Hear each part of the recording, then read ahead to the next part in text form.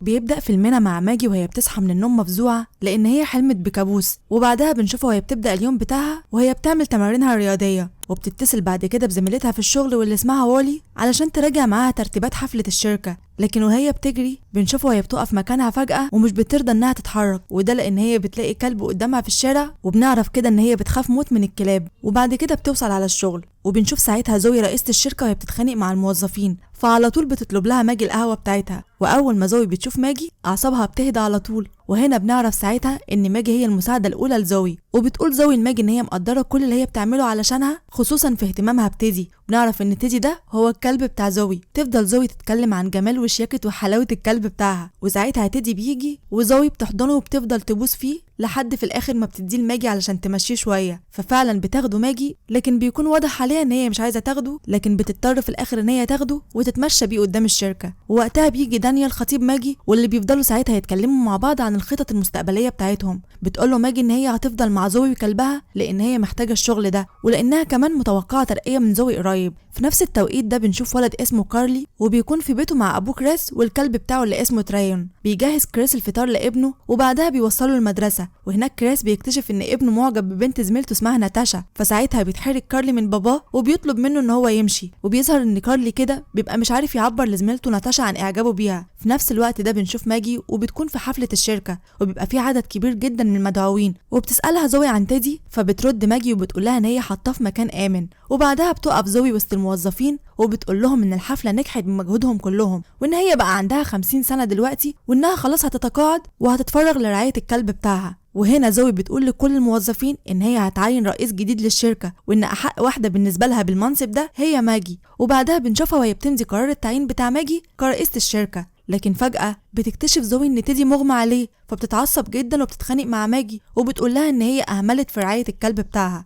وفورا بتقطع الورقة بتاعة تعيين ماجي وبترفدها من الشركة خالص. فبتلم ماجي الحاجة بتاعتها وبتخرج من الشركة وهي حزينة جدا وزعلانة. وساعتها كمان بتتفاجئ بخطيبها دانيال وهو بيخونها مع زميلتها وولي، فبيروح دانيال وبيتكلم مع ماجي وبيبقى باين عليه ان هو فرحان فيها جدا. فبتفهم ماجي ساعتها ان دانيال وولي هما اللي دبروا خطة ترضعها من الشركة، وده لان دانيال كان غيران منها وشايف ان هو احق منها بمنصب رئيس الشركة ده. تمشي ماجي من المكان وهي مصدومة بعد ما خسرت شغلها وخسرت حبيبها كمان. في نفس التوقيت ده بيكون كارلي مع باباه بيقوله ان هو لازم يتجوز، وده عشان لما هو يسيبه ويتجوز ناتاشا يبقى مطمن عليه. فبيبتسم باباه ليه وبيقول ان لسه بدري قوي قوي على الكلام ده. وبعدها بيرجعوا على البيت، لكن بتقابلهم جارتهم اللي اسمها ماريكا، وبيبان ان ماريكا دي معجبه بكريس وبتعزمه هو وابنه على العشاء، وبتقوله ان هو اكيد محتاج ياكل كويس هو وابنه، خصوصا ان هو عايش لوحده من غير واحده ست تاخد بالها منه وترعاه. فساعتها كارلي هو اللي بيرفض العزومه بتاعتها دي وبيقول لها ان باباه بيعرف يطبخ اكل حلو قوي. فماريكا ساعتها بتقول لكريس ان هو اكيد محتاج منها مساعده، فبيقول لها كارلي برضو ان هي لو عايزه تساعدهم فعلا ممكن تاخد كلبهم تريون وتفسحوا شويه. فبتتضايق منه جدا ماريكا وبتدخل على الشقه بتاعتها وبتقفل الباب بكل عصبيه. بعدها بنشوف كارلي بيعمل اعلان على الانترنت للغرفه الفاضيه اللي عندهم في البيت من ورا باباه، وبيكتب كارلي ان الاعلان مخصص للستات وبس، وخصوصا كمان اللي مش متجوزين. في نفس اللحظه دي بنشوف ماجي وهي في العياده البيطريه مع دكتور صديقها اسمه ادم،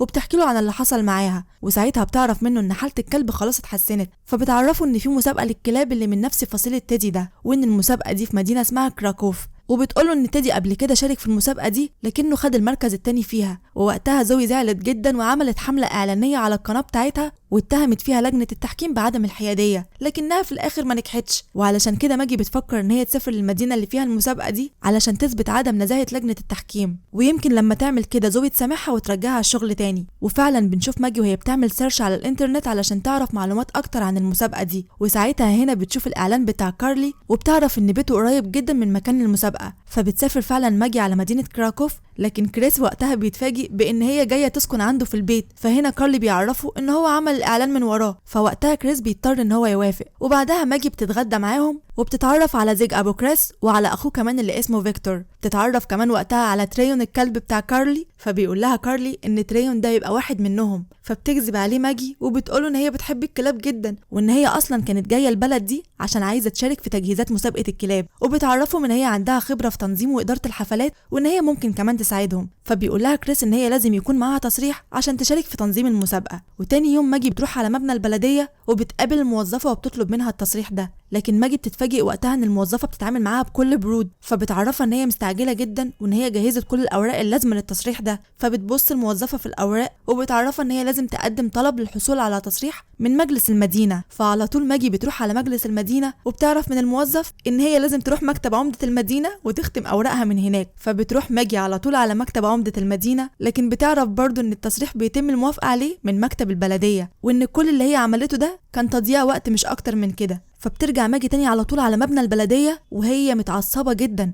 وبتقول للموظفه ان هي خدعتها وضيعت وقتها، وبتروح مهددها ان هي هتفضحها في كل وسائل الاعلام وهتتهمها بالاهمال في اداء وظيفتها. فهنا الموظفه بتتوتر وبتعتذر لها جدا وبتديها التصريح، وبتعرفها ان ماريكا هي اللي اتصلت بيها وطلبت منها تاخر استخراج التصريح بتاعها بحجه ان ماجي مستاجره جديده عندها في البيت، وان هي عايزه تجمع شويه معلومات عنها قبل ما تشارك في المسابقه. فبتفهم كده ماجي ان ماريكا غيرانه منها، لكنها برضو مش بتشغل دماغها بالكلام ده خالص. وتاني يوم بتصحى ماجي من النوم وبتشوف تريون وهو بياخد الكارنيه بتاعها من شنطتها، فبتجري وراه بسرعه عشان تاخده منه قبل ما حد يشوفه معاه ويتفضح امرها. لكن فجاه بتلاقي نفسها قدام كريس وكارلي، وبتبقى ساعتها لسه بلبس النوم، فوقتها بتتحرج جدا منهم. لكن بناخد بالنا ان كريس بيعجب بجمالها وبيطلب منها ان هي تفطر معاهم. وبعدها بيخرج كريس هو وابنه وهي بتفضل مع تريون لوحدها. واول ما بيخرجوا بتبدا ماجي تستكشف البيت، لكنها بتلاقي ان تريون واقف قدامها وبيمنعها تتحرك بحريه، فبتقرر ان هي تاخده عشان تمشيه شويه، وده طبعا عشان عايزاه ياخد عليها. وبعد كده بترجع بيه للبيت تاني، فبيكون ترين عايز ياكل، فبتحط له فعلا طبق الاكل، بس بتحط له الطبق فوق الترابيزه عشان ينشغل بيه. وهي بتنزل للبدروم وبتشوف ورشه كريس وبتعرف ان هو فنان تشكيلي، ده غير كمان ان هي بتشوف اعمال نحت كتيره ودعوه من جامعه فيينا لكريس عشان يشتغل في محاضره هناك. وبعد كده بتروح ماجي لكريس واخوه فيكتور في المكان اللي هما بيتجمعوا فيه عشان يناقشوا مع بعض جدول اعمالهم في المسابقه. وساعتها بيكون كريس مستني موظف البلديه لكنه بيبقى متاخر عليه، فبيطلب من ماجي ان هي تروح تجيب كارل من مدرسته لحد ما هو يخلص الشغل بتاعه. وفعلا ماجي بتوافق على طول، وهناك ماجي بتشوف كارلي مع ولدين اكبر منه هما بيسالوه اسئله صعبه عليه، وده عشان ما يعرفش يجاوب عليها ويحرجوه قدام زميلته ناتاشا. فبتقرر ماجي ان هي تساعد كارلي من غير ما اي حد ياخد باله، وبينجح فعلا كارلي في الاجابه على الاسئله. وبتلاحظ وقتها ماجي ان ناتاشا اعجبت بكارلي، فعلى طول ماجي بتعرف كارلي ان ناتاشا ضحكت له وهو ما خدش باله، وساعتها بتطلب منه ان هو لازم يكون جريء ويروح يطلب منها ان هم يكونوا اصحاب، لكنه بيقول لها ان هو خايف لحسن ترفضه، وشكله وقتها هيبقى وحش جدا قدام زمايله في المدرسه كلهم. وبعد ما بيخلصوا بيروحوا لكراس تاني، تعرف منهم ساعتها ان اليوم ده من كل اسبوع بياكلوا فيه بيتزا مع بعض، فبتسيبهم ماجي علشان يستمتعوا بوقتهم سوا وبترجع تاني على البيت. لكن هناك بتتصدم اول ما بتلاقي ترين تعبان جدا، بتفتكر ان هي نسيت تحط له الاكل، فبتتصل فورا بادم وبتحكي له على كل اللي حصل، فبيطلب منها ان هي تفتح الكاميرا ويساعدها تعمل اسعافات اوليه لتريون. وبعد شويه وقت بنشوف كريس وابنه هما بيرجعوا للبيت، لكن تريون بيكون خلاص صحته اتحسنت. وتاني يوم ماجي بتروح لمكان اقامه المسابقه وبتصور كل حاجه حواليها من غير ما حد ياخد باله. ووقتها بتتصل بيها وولي زميلتها في الشغل وبتقول لها ان زوي عرفت ان هي موجوده في كراكوف وشغاله على موضوع مسابقه الكلاب، وبتبلغها ان زوي رجعتها خلاص للشغل من تاني، وان هي عايزاها تجمع اكبر عدد من الصور والفيديوهات. وبتستغل وولي الفرصه دي وبتحاول ان هي تعتذر لماجي عن اللي حصل بينها وبين خطيبها، لكن ماجي بتنهي المكالمه على طول وبتكمل تصوير تاني. وساعتها ماريكا بتشوفها وبتنده على كريس، وده عشان تعرفوا ان ماجي بتشتغل صحفيه. لكن بيظهر هنا كارلي وبيكذب على ماريكا وبيقول لها ان ابوه عارف ان ماجي صحفيه، وان هو اللي طلب منها تسجل لحظات التجهيز للمسابقه. وبعدها كارلي وماجي بيتمشوا سوا، فكارلي بيقول لماجي ان هو عمل سيرش عنها وعارف ان هي بتشتغل صحفيه، وبيفهمها ان هو مش هيقول اي حاجه لباباه في مقابل ان هي تساعده يتعرف على ناتاشا. فعلى طول بتوافق ماجي وبتبدا كمان ان هي تعلمه ازاي يقدر يخلي ترين يسمع كلامه وينفذ الحركات اللي هو عاوزها، وبتقوله ان هو لازم يشارك في المسابقه دي ويعزم كمان ناتاشا عشان تتفرج عليه، ولو قدر يكسب ساعتها ناتاشا هتعجب بيه جدا. فبيوافق على طول كارلي للفكره، وماجي بتوعده ان هي هتكون موجوده معاه يوم المسابقه، وده عشان تشجعه طبعا. تاني يوم بيطلب كريس من ماجي ان هي تخلي بالها من تريون لحد ما يوصل كارلي البيت فيكتور علشان يبات عنده. ولما بيخرج كريس وكارلي من البيت بينسوا الباب بتاعه مفتوح، وبعدها بشويه بيخرج تريون من البيت من غير ماجي ما تحس بيه، وبيرجع كريس وبيلاقي ان الباب مفتوح وبيكتشف ان تريون مش موجود في البيت، فبينزل هو وماجي يدوروا عليه في كل حته، وبيبقى كريس متضايق جدا ومتعصب على ماجي وبيتهمها بالاهمال كمان. فبترفع ماجي صوره تريون على الانترنت علشان لو حد شافه يبلغهم،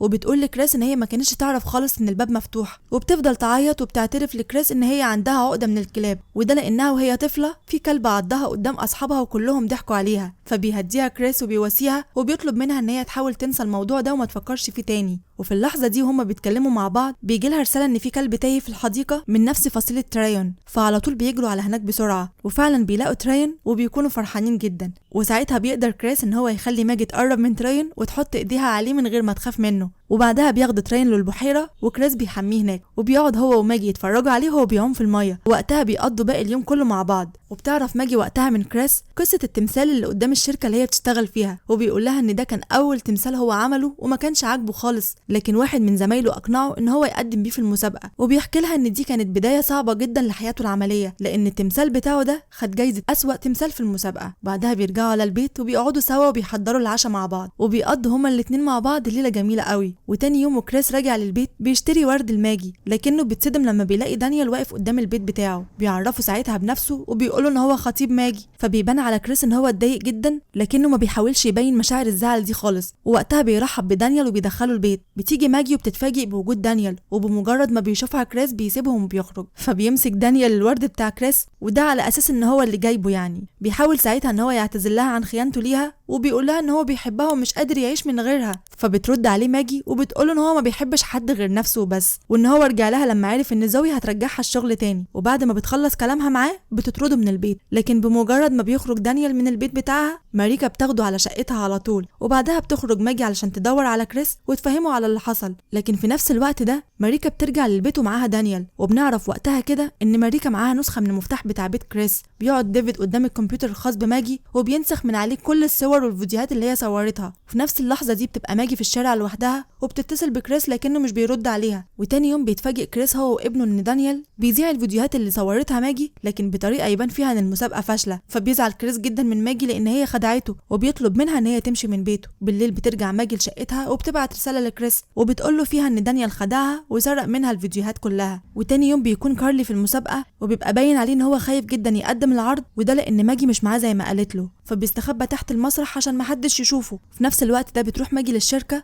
وبتحضر اجتماع للموظفين مع زوي، وبتبقى اول حاجة زوي بتعملها هي انها بترفد دانيال من الشركة لان هو سرق الفيديوهات من ماجي. وزوي بتشكر وقتها ماجي على مجهودها اللي هي قامت بيه وبتقول لها ان هي اشتغلت من غير دعم من الشركة ومحدش ساعدها خالص، وبتعرفها ان هي هتعمل فيديو ترويجي لمسابقة الكلاب يبان فيها كل الايجابيات بتاعة المسابقة دي. وبتقول زوي كمان لماجي ان هي هتخليها رئيسة الشركة من تاني. وفجأة بيجي تليفون لماجي من فيكتور وبيقول لها ان كارلي خايف جدا ومش هيشارك في المسابقة، وبيعرفها ان كريس وافق على عرض جامعة فيينا وانه خلاص قرر يسافر بعد نهاية المسابقة. فهنا بتقرر ماجي ان هي تقدم استقالتها من الشركة، وبتتصل بآدم على طول عشان يجي وياخدها وراه على الموتوسيكل ويوديها بسرعة على مدينة كراكوف. وهناك ماجي بتساعد فعلا كارلي ان هو يقدم العرض، وبينجح كارلي وقتها ان هو ينفذ كل الحركات اللي اتعلمها من ماجي، والجمهور كله بيشجعه خصوصا زميلته ناتاشا. وبعد انتهاء المسابقة كارلي بيقابل ناتاشا وبيعرف ان هي معاها كلبة اسمها توبا، وساعتها ناتاشا بتطلب من كارلي ان هو يعلمها ازاي تدرب توبا زي ما هو بيدرب ترايون، وده لان هي شايفة ان هو بيدربه كويس جدا. وبعد كده بنشوف كريس اللي بيجي عشان ياخد كارلي ويمشي. تظهر هنا ماجي وبتطلب منه ان هو ما يسافرش فيينا ويفضل قاعد في المدينة، وده لان هي بتحبه جدا. فعلى طول بيوافق كريس من غير اي تفكير وبيعرض عليها الجواز هو كمان، وعلى طول هي بتوافق، وكلهم وقتها بيفرحوا جدا وبيرجعوا على طول على البيت. كده بيكون فيلمنا خلص.